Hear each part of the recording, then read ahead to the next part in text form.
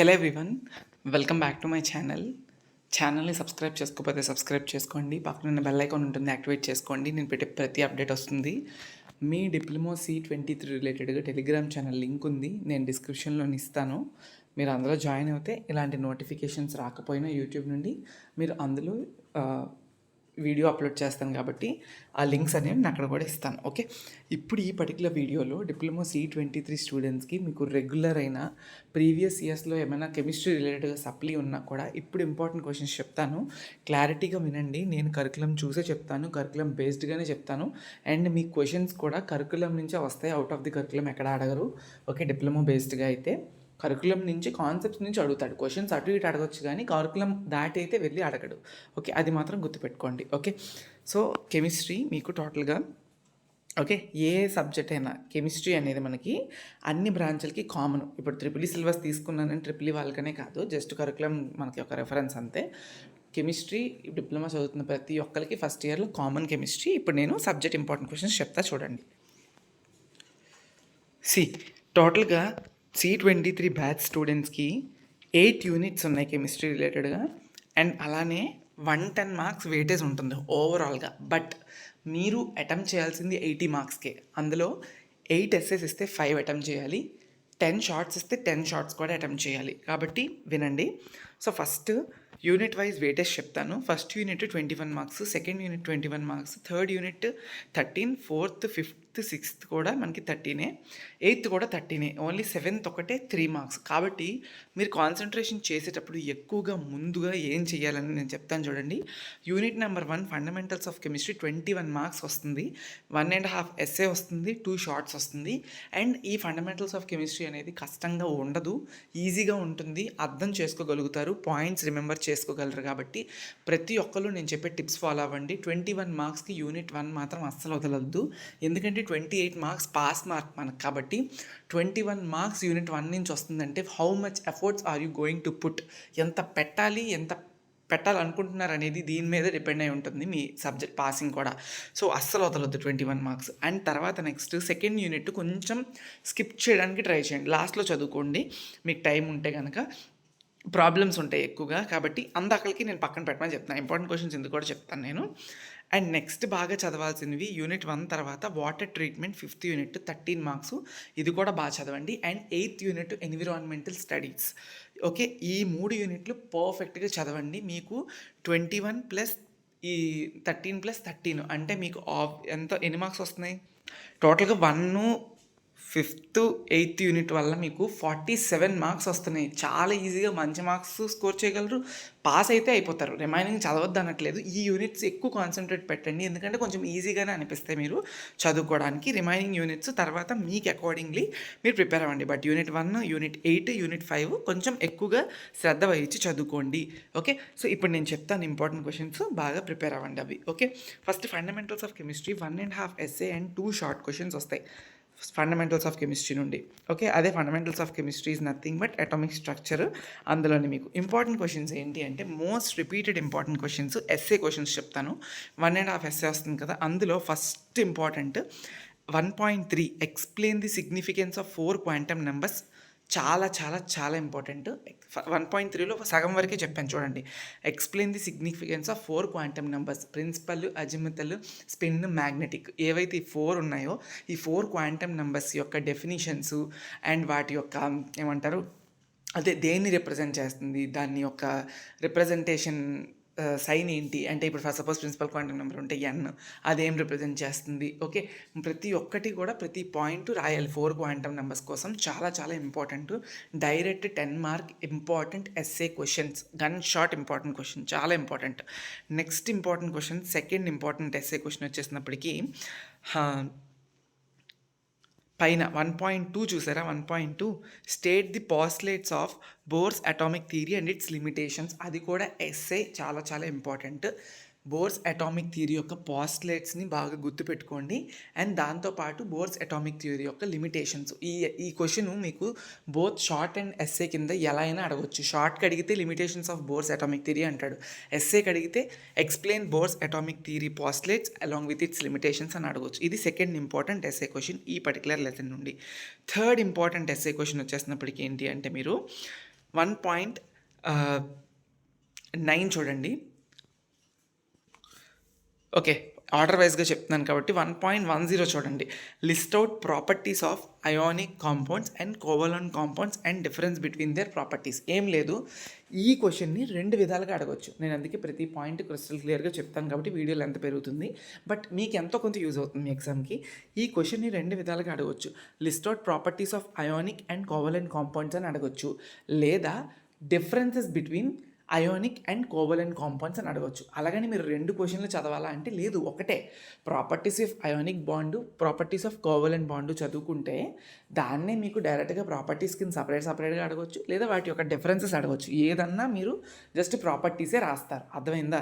So 1.10 చాలా చాలా important. ఈ 3 క్వశ్చన్స్ 100% మీరు చదువుకోవాలి, ఎలా అయినా చదవాలి. ఓకే, బట్ ఇంకా మీకు ఉంది, ఇంకొక క్వశ్చన్ ఉంది, మీకు అది ఓపిక. 1.9 ఏంటంట, ionic and covalent bonds with examples NaCl, H2O2 and N2 అని ఉంది కదా. ఇది మీకు ఎక్స్ప్లెనేషన్స్ అడగవచ్చు. బట్ నేను చెప్పిన 1.3, 1.2 అండ్ 1.10 చాలా చాలా ఇంపార్టెంట్. ఆ తర్వాత టైం చూసుకొని 1.9ని కవర్ చేయండి. ఇవి ఎస్సేస్ కింద అడుగుతారు.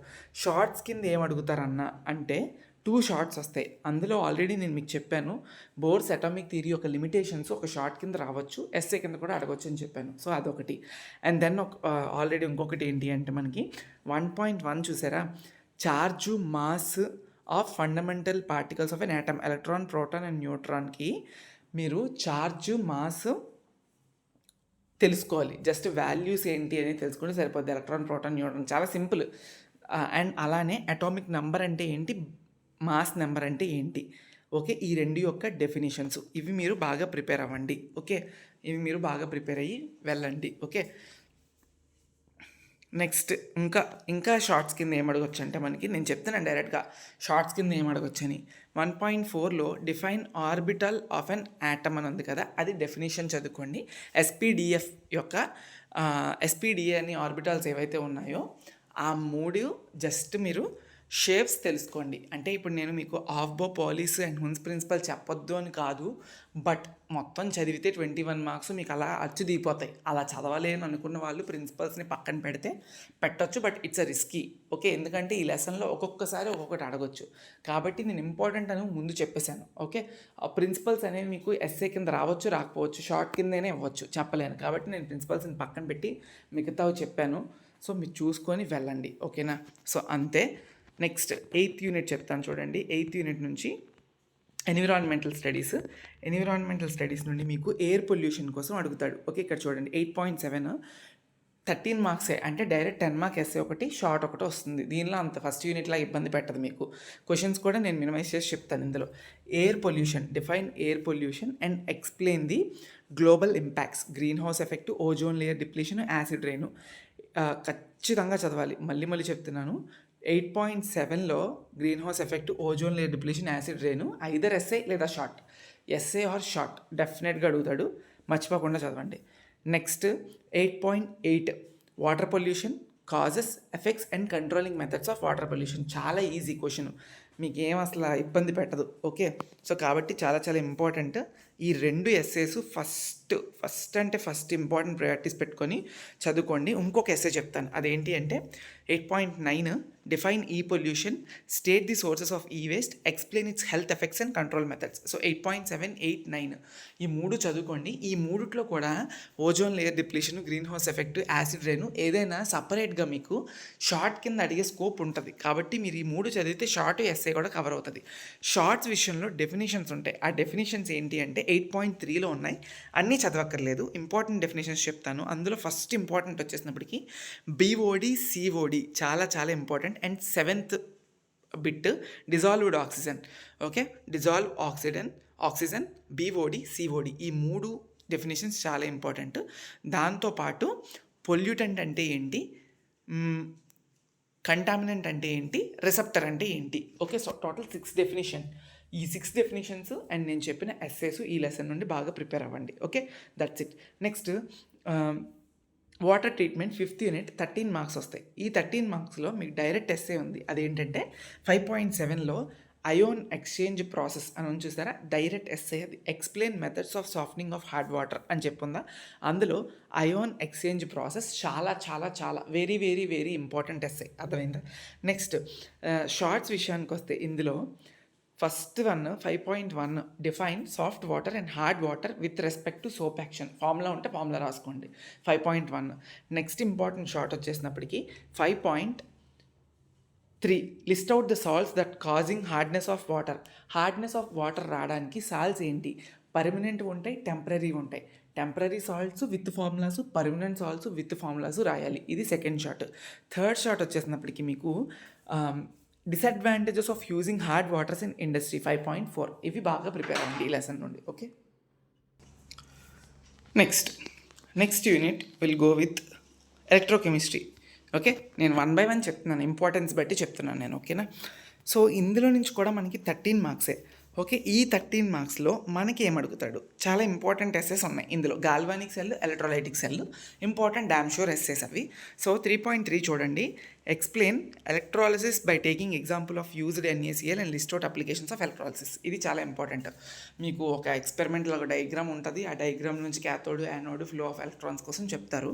సో అది చూసుకోండి. 3.3 ఇంపార్టెంట్ ఎస్సే. అండ్ 3.4 కూడా define galvanic cell and explain the construction and working of galvanic cell. చాలా చాలా చాలా చాలా ఇంపార్టెంట్. అది మీరు గుర్తుపెట్టుకొని బాగా ప్రిపేర్ అవ్వండి. Okay, important essay question. Okay, నా ప్యూర్ సజెషన్ ఏంటి అంటే ఇక్కడ మీకు ఒక మెలుకు ఉంది.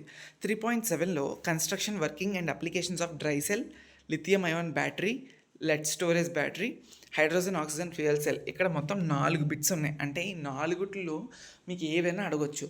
కొంతమంది ఏం చేస్తారంటే 3.7 4 ఉన్నాయి కదా, లైక్ అంటే మీకు అర్థమయ్యే అనుకొని చదివేసుకుంటారు. బట్ నా ప్యూర్ సజెషన్ ఏంటంటే 3.7 చదివేదానికన్నా మీకు టైం లేకపోతే 3.7 పక్కన పెట్టి 3.3 అండ్ 3.4 చదువుకోండి. ఈ రెండిట్లో మీకు అడిగే స్కోప్ ఎక్కువ ఉంటుంది 3.7 కన్నా. ఓకే, సో అది కూడా ఎస్ఏ కింద అడుగుతాడు 3.7, నో డౌట్.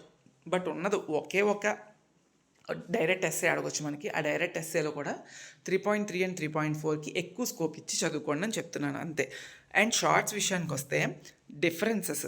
ఓకే, 3.5 చూడండి, difference between electrolytic and galvanic cell. అలానే ఎగ్జాంపుల్స్, టర్మ్స్ ఉన్నాయి కదా, conductor, semi conductor, insulator. Okay, ఇవి మీరు డెఫినేషన్స్ చదువుకోండి. ఓకే, నెక్స్ట్ 3.7లోనే 2 చదువుకోండి at least. Okay, explain the construction, working of ఏం చదువుతారంటే lithium ion battery, third one అదొకటి. అండ్ అలానే second one lead storage battery. Okay, so ఈ 2 చదువుకొని వెళ్ళండి అట్లీస్ట్. ఓకే, నేను మినిమైజ్ చేసే మీకు చెప్పాను, ఇంకా ఉన్నాయి కానీ బట్ ఇవి చదువుకొని వెళ్ళండి at least. Okay, next fourth unit నుంచి ఎన్ని మార్క్స్ మనకి, I think it's also 13 marks questions. Okay, corrosion 13 marks. Yes, fourth unit corrosion. మీకు ఇందులో కూడా డైరెక్ట్ 10 మార్క్ ఎస్సే ఒకటి ఉంది. 4.4 define rusting of iron and explain mechanism of rusting of iron. I know it's difficult. Rusting of iron definition చెప్పేస్తారు కానీ తుప్పు పట్టడం అని ఈజీగా, బట్ ఆ మెకానిజం ఏంటి అనేది కంప్లీట్లీ ఫార్ములా బేస్డ్ ఉంటుంది, rusting of mechanism iron. So అది చూసుకొని వెళ్ళండి, ఫార్ములాని బాగా ప్రాక్టీస్ చేసుకోండి, మీకు యూజ్ అవుతుంది. 4.5 డైరెక్ట్ ఎస్సే క్వశ్చన్ కింద మీకు అడుగుతారు. ఓకే, నెక్స్ట్ వచ్చేసినప్పటికీ ఇంకొక ఎస్సే క్వశ్చన్ ఏంటి అంటే 4.5 explain the methods of prevention of corrosion by cathodic protection, sacrificial anode and impressed voltage process. 4.5లో బి బిట్ చదువుకోండి, ఏ కాదు బి. 4.5లో B. Okay, method of prevention of corrosion by cathodic protection అన్నది కదా, ఆ cathodic ప్రొటెక్షన్లో మళ్ళీ 2 ఉన్నాయి. సాక్రిఫిషియల్ యానోడిక్ ప్రాసెస్ ఒకటి, ఇంప్రెస్డ్ వోల్టేజ్ ప్రాసెస్ ఒకటి. ఈ 2 కూడా డయాగ్రామ్స్ ఉంటాయి, వాటిని నీట్గా ప్రజెంట్ చేయండి. ఈ 2 ఎస్ఏలు బాగా ప్రిపేర్ అవ్వండి. 4.4, 4.5లో బి, ఈ 2 చాలా ఇంపార్టెంట్ ఎస్ఏస్. షార్ట్స్ విషయానికి వస్తే 4.4 already define rusting of iron చదివారు కదా, అది మీకు షార్ట్ కింద అడిగే ఛాన్స్ ఉంటుంది, ఎస్ఏనే షార్ట్ కింద అడిగే ఛాన్స్ ఉంటుంది. ఇంకొకటి ఏంటి అంటే కరోజన్ అంటే ఏంటి, state the factors that effecting the rate of corrosion 4.2. Okay, ఈ రెండు కలిపి మళ్ళీ కరోజన్ అంటే ఏంటి అని సింపుల్గా డెఫినేషన్ అడగడం మీకు 3 మార్క్స్కి. Define corrosion and state the factors that effecting the rate of corrosion. ఇది ఎస్ఏ కింద కూడా అడిగే స్కోప్ ఉంటుంది. మీరు ఎట్లీస్ట్ షార్ట్ కింద చదువుకున్నారనుకోండి, ఎస్ఏ కింద అడిగితే ఎలాబరేటివ్గా మీకు వచ్చిన భాషలో మీకు అర్థమైంది రాస్తారు. బట్టి పట్టొద్దు ఏదన్నా కూడా, అర్థమైందా? షార్ట్ని ఎస్ఏగా, ఎస్ఏని షార్ట్గా కింద అడిగే ఛాన్సులు కూడా ఉంటాయి. బట్ ఈ లెసన్లో నేను చెప్పి ప్రిపేర్ అవ్వండి, సరిపోతుంది. ఓకే, నెక్స్ట్ సెకండ్ యూనిట్ ఉంది. సెకండ్ యూనిట్కి 21 marks. I know it's difficult, but ఎంతవరకు మీరు ప్రిపేర్ అవ్వగలిస్తే, మీకు ఎంత అనిపిస్తే అంత ప్రిపేర్ అవ్వండి. 21 మార్క్స్లో 1.5 ఎస్ఏ విత్ 2 షార్ట్స్ వస్తున్నాయి. 2.6 explain Arrhenius theory of acids and bases and give it's limitation. Very important questions from acids and bases. 2.6 okay, చాలా చాలా ఇంపార్టెంట్. ఆ ఎస్ఏని ప్రిపేర్ అవ్వండి. ఐ థింక్ మీకు అదృష్టం బాగుంటే డైరెక్ట్ 10 మార్క్స్కి అర్హీనియస్ యాసిడ్స్ అండ్ బేసిస్ నుంచి మీకు థియరీ అడుగుతారు. దాని యొక్క లిమిటేషన్స్ మీరు ఇవ్వండి. ఓకే, నెక్స్ట్ వచ్చేసినప్పటికీ పైన మీకు సమ్స్ అమ్మ, ఇక్కడ మీకు చదువుకోవడానికి ఏం లేదు. సమ్స్ మీకు మొలారిటీ, నార్మాలిటీ బేసిస్ మీద సమ్స్ వస్తే మీరు మూవ్ ఆన్ అవ్వగలరు.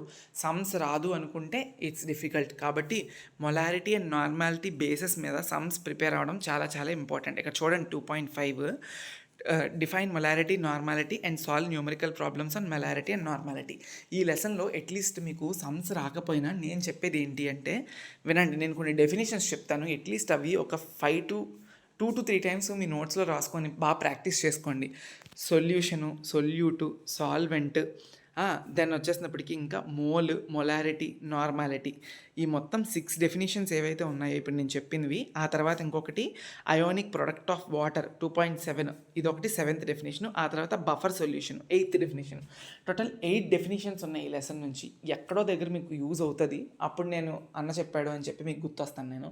సో ఈ 8 డెఫినేషన్స్ కూడా మీరు నోట్స్ మేక్ చేసుకొని ప్రిపేర్ చేసుకున్నప్పుడు రన్నింగ్ నోట్స్లో రాసుకోండి, మీకు ఉపయోగపడుతుంది. మినిమం 3 to 4 పాయింట్స్ షార్ట్ ఆన్సర్కి ఇవ్వాలి. నేను మళ్ళీ చెప్తున్నాను. Length of the answer doesn't matter when the quality of the answer matters అని చెప్పి మీకు అక్కడ రాస్తారు.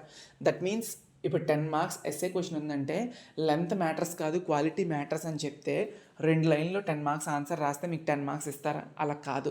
లెంత్ ఉండాలి యాజ్ వెల్ యాజ్ క్వాలిటీ ఉండాలి. అంటే క్వాలిటీ అంటే కరెక్ట్ పాయింట్స్ పడాలని అర్థం.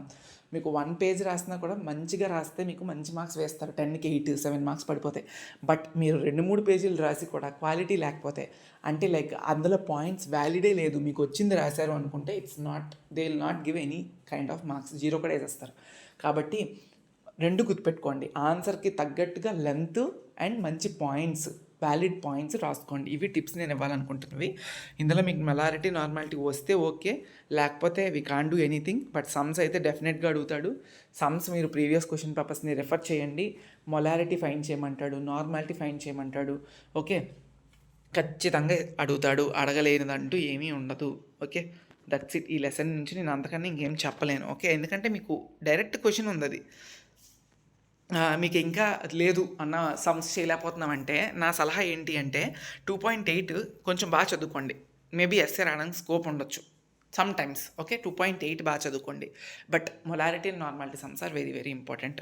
ఇంకొకటే మనం వదిలేసాం, అదేంటి అంటే polymers and engineering materials.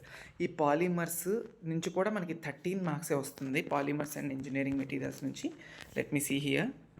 So ఈ పాలిమర్స్ నుంచి డెఫినెట్గా 6.3 అండ్ 6.4 చదువుకోండి. 6.3 and 6.4 are very very important. Preparation of ప్లాస్టిక్స్ని, preparation of elastomers, buna S and neoprene, PVC, Teflon, polyester and nylon 6x6. So ఈ మొత్తం చదువుకుంటేనే మీకు ఎస్ఏ కింద కవర్ అయ్యే స్కోప్ ఉంటుంది. తర్వాత ఎడిషన్ పాలిమరైజేషన్, కండెన్సేషన్ పాలిమరైజేషన్ యొక్క డెఫినేషన్స్ చదువుకోండి షార్ట్స్కి. అండ్ ఇందులో 6.5లో define and alloy, write the composition and applications of nichrome, duralumin, stainless steel. చాలా చాలా ఇంపార్టెంట్ ఎస్ఏ క్వశ్చన్ కింద ఉంటుంది. ఓకే, ఇవి బాగా ప్రిపేర్ అవ్వండి. అండ్ ఇప్పుడు మీరు డెఫినేషన్స్ చదువుకుంటారు అనుకుంటే 6.6 కానీ 7 కానీ 8 కానీ అట్లీస్ట్ కాంపోజిట్ మెటీరియల్స్ అంటే ఏంటి, లిక్విడ్ క్రిస్టల్స్ అంటే ఏంటి, నానో మెటీరియల్స్ అంటే ఏంటి అని జస్ట్ చదువుకోండి అంతే. మీరు అవన్నీ చదవాలి అంటే అసలు నేను ఇంపార్టెంట్ చెప్పినట్టు అవ్వదు ఈ 6th లెసన్ నుండి, ఈ ఏదైతే పాలిమర్స్ ఉందో. బట్ ఇంపార్టెంట్ చెప్పాలి కాబట్టి నేను చెప్పిన 6.3, 4, 6.5 ఈ 3 ఇంపార్టెంట్. ఆ 3 చదువుకోండి. ఓకే, మిగతా డెఫినేషన్స్ ప్రిపేర్ అవ్వడానికి ట్రై చేయండి. Okay, that's it. Next fuels lesson నుంచి ఒక షార్ట్. ఐ థింక్ మీరు అంత పెద్ద కాన్సన్ట్రేషన్ చేయక్కర్లేదు.